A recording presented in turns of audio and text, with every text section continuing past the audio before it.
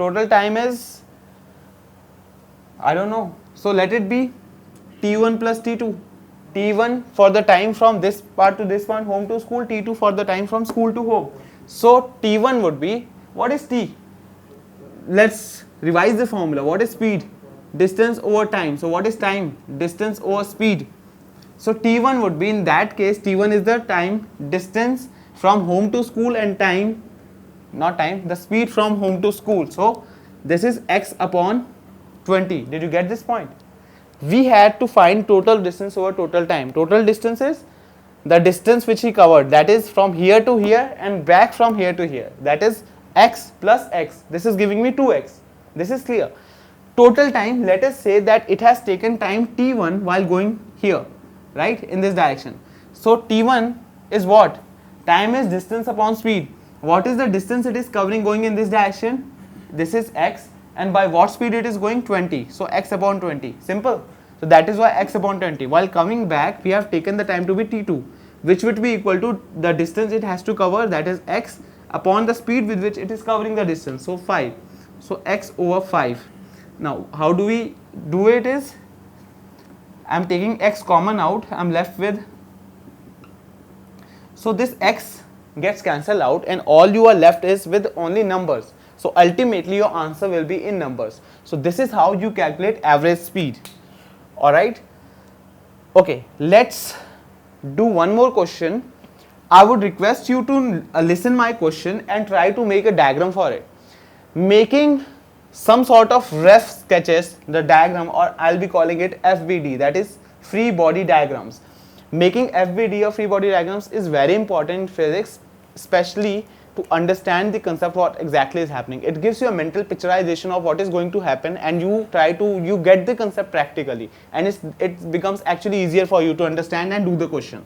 Now I want you to understand my question and try to solve it, but first of all I want you to make a diagram FBD for it. Okay, the question is this: a body covers half of a distance with speed 2 meters per second and half of the remaining with speed 3 meters per second and remaining with speed 4 meters per second. Find the average speed. Now when I said the last part of the question, most of you might have stopped your pen and say, what, why, you have already given us 2 half parts, where is the third part coming from? See, listen to me again. A body covers half of a distance with speed 2 meters per second. So let us say this is the total distance which it has to cover. So the body is covering half of the distance with speed 2 meters per second, right? And then I said half of the remaining, that means what is the remaining part? This much is the remaining. So half of the remaining with speed 3 meters per second and the remaining with 4 meters per second. Find the average speed. This is the question.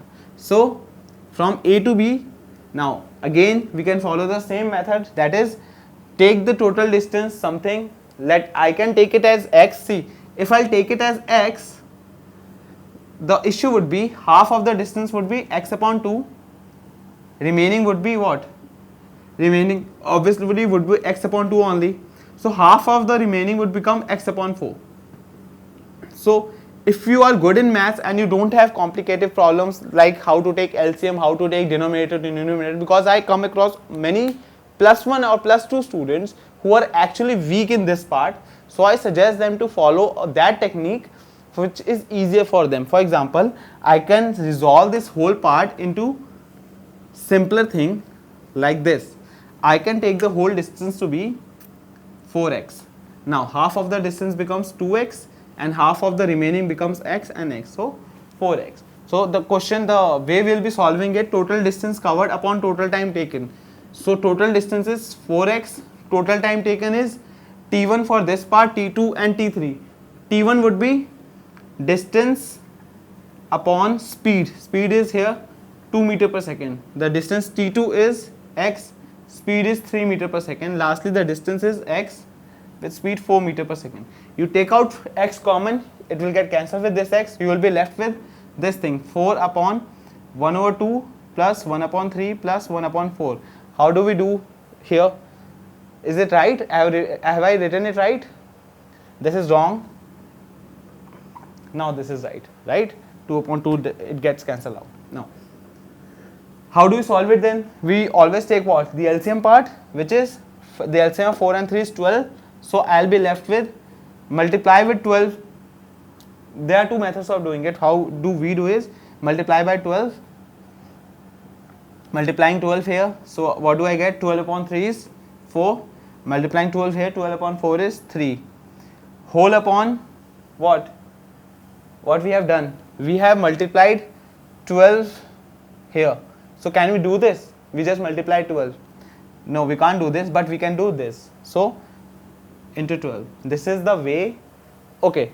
What you guys are supposed to, are used to do is you take the LCM here only. So you what you will be writing is like this, and then this 12 goes here, right? This is the first step, and that so it is right both ways.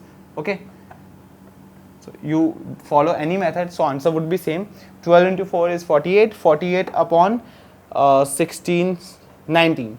48 upon 19 would be your answer. So this is how you do this question. Now let's do one more. Again, try to make the free body diagram. An object covers a distance in two equal time intervals with speed 3 and 4 meter per second. An object covers a distance in two equal time intervals with speed 3 and 4 meter per second respectively. What is the average speed? What did I just say? An object covers a distance in two equal time intervals. It did not cover this distance in two equal parts. An object covers a distance in two equal time intervals. So if time to cover this much part, okay, I should not be making this. I should be writing this t and t. So why I have taken this part longer and this part shorter is because I want you to understand the concept that when an object covers some distance in equal time intervals, that does not mean that it will be covering the same distance in both the parts, because the object is moving with different velocities. So when small will be the velocity, it will be covering what? More of the distance, less of the distance. Obviously less distance, but it will take more time. Similarly, when object is traveling fast, it will be covering more distance in less time. So the question was, when an object covers a distance in two equal time intervals with speed 3 and 4 meter per second. So let us say it covered this much part with speed 3 meter per second and this much part with speed 4 meter per second. Alright. We don't know what was the distance. We can take the whole distance to be x. We can, but we know for sure that time taken from here to here is t, and from here to here is also t.